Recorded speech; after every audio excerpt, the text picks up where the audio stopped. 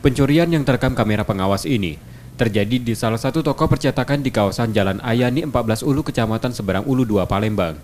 Dalam rekaman CCTV itu, pelaku melakukan pencurian saat pemilik toko meninggalkan handphone di etalase dengan cara berpura-pura menjadi pembeli.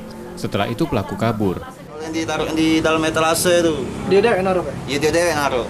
Emang aku jengok dia naruh ada emang. Terus? Sudah tuh aku tuh mandi ya, tidak salah. Titip sama bos. Pintu lah ketutup setengah.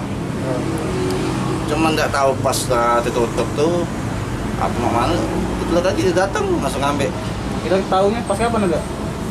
Pas kawan nak nanya HP tuh. Mana HP kak? Lah kombek kata. Mana belum kata. Peristiwa tersebut sudah dilaporkan korban ke Polsek Seberang Ulu 2, Palembang untuk penanganannya. Yudi Kiswanto, Kompas TV, Palembang.